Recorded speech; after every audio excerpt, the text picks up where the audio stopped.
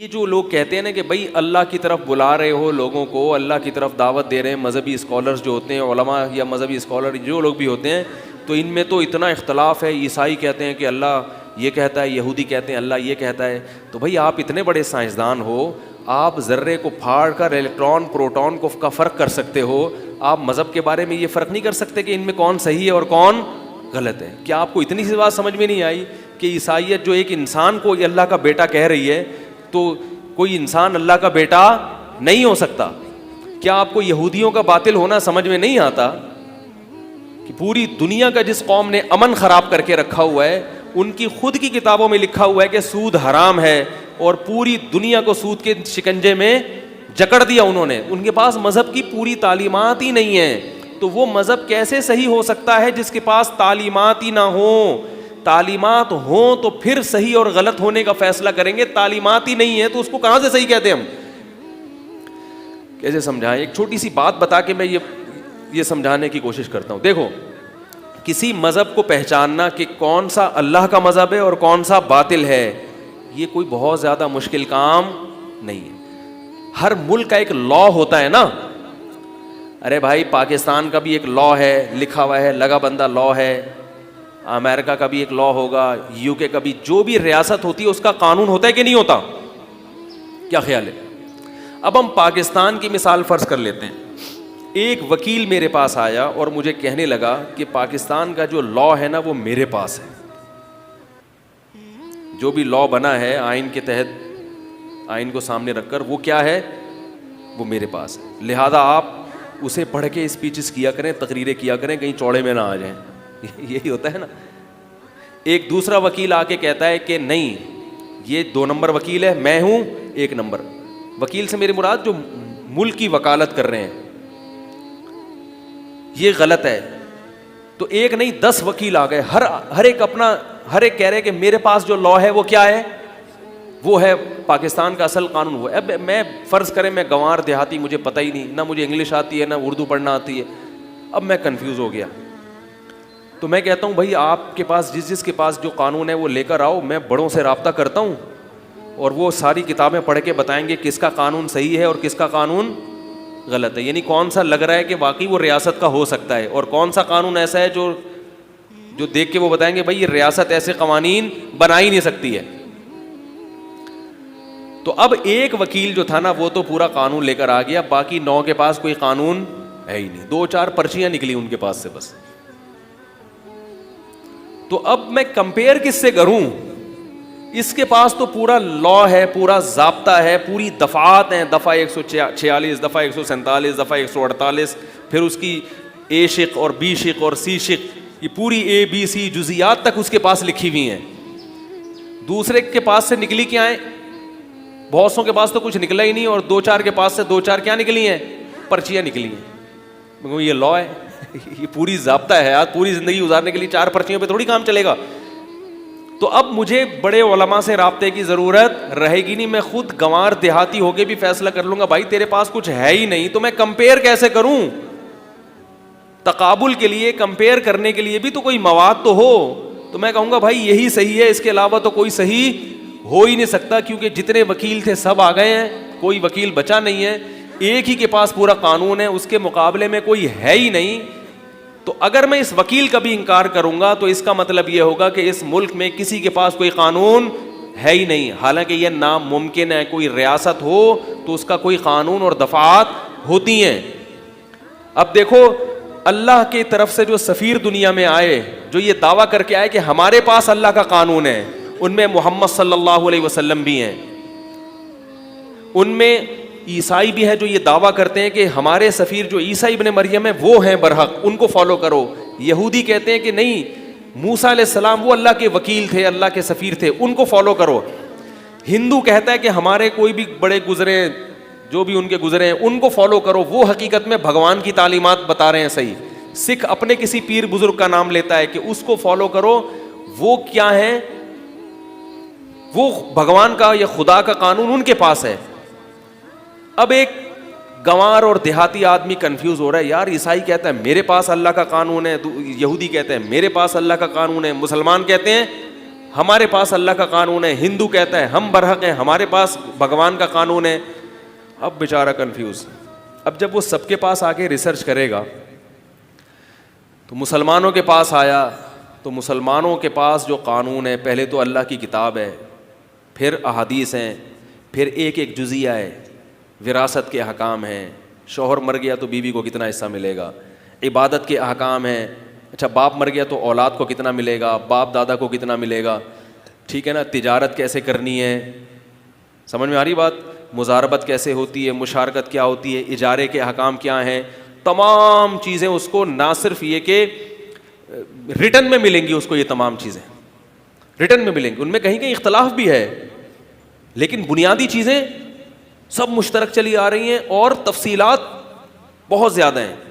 پھر ان میں اس مذہب کو بتانے والے مفتیان کرام بھی ہزاروں لاکھوں کی تعداد میں ملیں گے, ان سے آپ صبح و شام مسائل پوچھیں, عبادت کے حکام بتائیں گے, عبادت کیسے کرنی ہے, بھائی فجر پڑھنی ہے, ظہر پڑھنی ہے, عصر پڑھنی ہے, مغرب پڑھنی ہے, عشاء پڑھنی ہے, بتائیں گے کہ نہیں بتائیں گے, جی کیسے پڑھنی ہے, پہلے وضو کرنا ہے, اس میں کوئی اختلاف بھی نہیں ہے, سب کے چاہے دیوبندی ہو, بریلوی ہو, اہل حدیث ہو, جو بردی ہو, کیا کرنا ہے بھائی, پہلے کیا کرنی ہے, وضو کا طریقہ بھی سب کا ایک جیسا ہے, پھر وضو کر کے فاتحہ پڑھنی ہے, آمین بھی کہنا ہے, پھر سورت بھی ملانی ہے, پھر یہ کرنا ہے, تھوڑا تھوڑا اختلاف آ رہا ہے, وہ کہہ رہے زور سے کہنی ہے, ہم کہہ رہے ہیں کیا کہنی ہے, آہستہ کہنی ہے, وہ کہہ رہے تھوڑی سی یوں کر لو, ہم کہہ رہے تھوڑی سی پتلی کر لو, یہ چھوٹا چھوٹا چل رہا ہے, کیا خیال ہے, کوئی اتنا زیادہ نہیں چل رہا.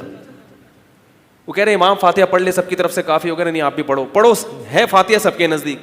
تو نماز کا طریقہ بھی سیم ہے, تھوڑا سا آتا ہے, رکوع میں جاتے ہیں وہ کہتا ہے اٹھا لو ہاتھ, ہم کہتے نہیں, ایسا نہیں ہے کہ نماز ہی نہ پڑھو, وہ کہہ رہے پڑھو, ایسا نہیں ہے.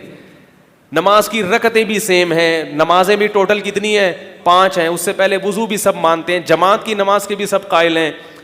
تو نماز کا پورا نظام ملے گا, پھر روزے کا پورا سسٹم ملے گا, روزہ ٹوٹتا کیسے ہے, مکروہ کیسے ہوتا ہے, صبح صادق کب ہوتی ہے, غروب آفتاب کب ہوتا ہے, پھر زکوٰۃ کا پورا ایک نظام ہے, جو 5 عبادتیں ہیں کلمہ طیبہ سمیت, پھر جو ہے حج کا پورا ایک سسٹم ہے, ایک ایک چیز کو ڈیفائن کیا گیا. میں گنوار ہوں, میں دیہاتی ہوں, میں ان مذاہب کو کیا کر رہا ہوں, کمپیئر کر کے دیکھنا چاہتا ہوں کہ ان میں اللہ کا کون سا ہے اور باطل مذہب کون سا ہے. تو میں مسلمانوں کے پاس گیا تو یہ پوری ڈیٹیل ملیں گی کہ نہیں ملیں گی.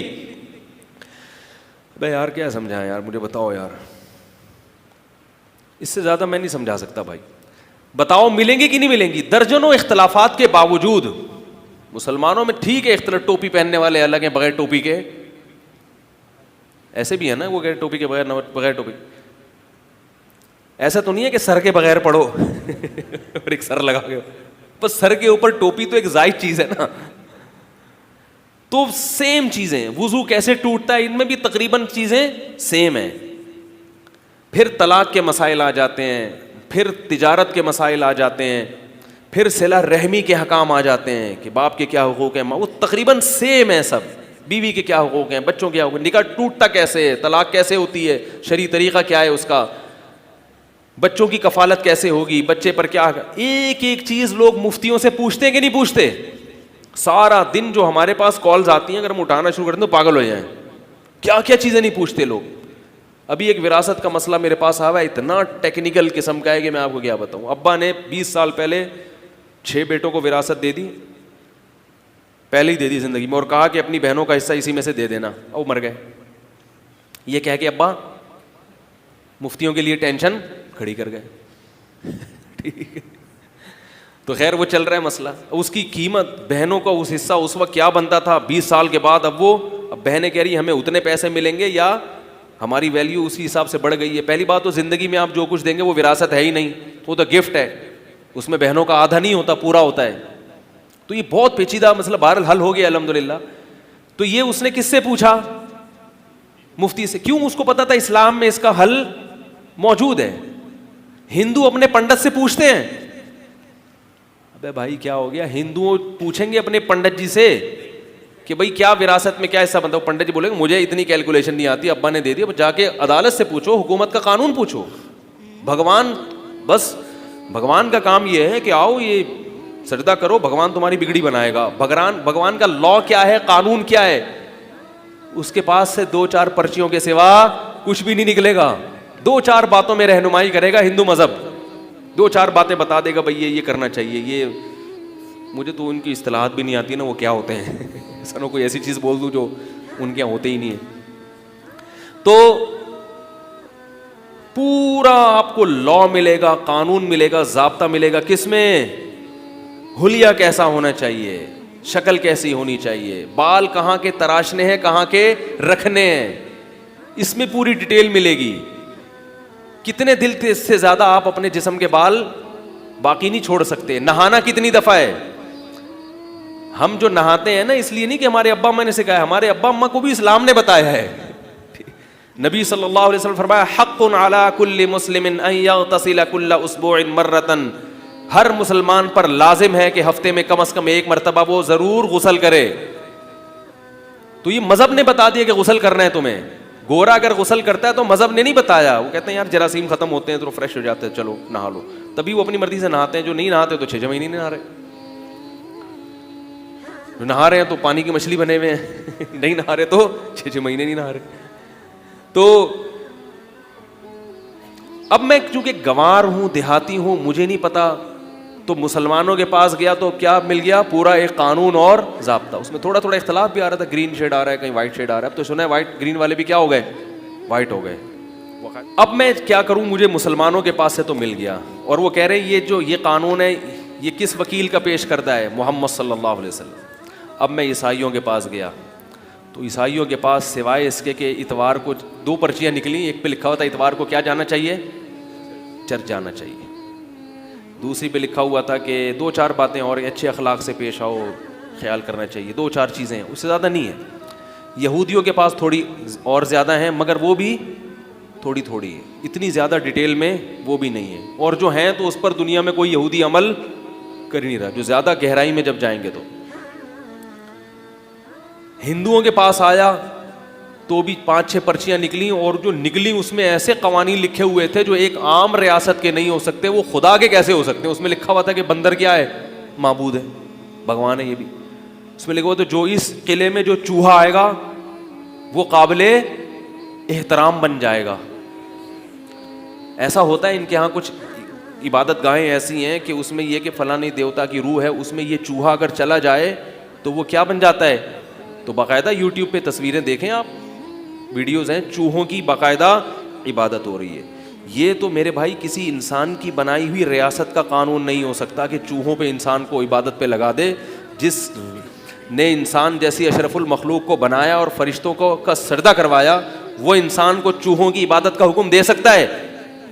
اب اس کے لیے کوئی سائنسدان ہونا ضروری نہیں ہے, یہ ایک گنوار اور دیہاتی پاگل سے پاگل کی بھی سمجھ میں آ جائے گی یہ باتیں, لیکن ایک سائنٹسٹ کی سمجھ میں نہیں آ رہی کہ وہ اسلام کو کمپیئر کر کے یہ فیصلہ کر پائے کہ اللہ کا اصل قانون کہاں ہے, اسلام میں ہے. وہ کہہ رہے میں کنفیوز تھا, مجھے کیا پتا یار, پادری کچھ اور کہتا ہے, کے مذہبی اسکالر کچھ اور کہتے ہیں, مسلمانوں کے مولاناز کچھ اور کہتے ہیں.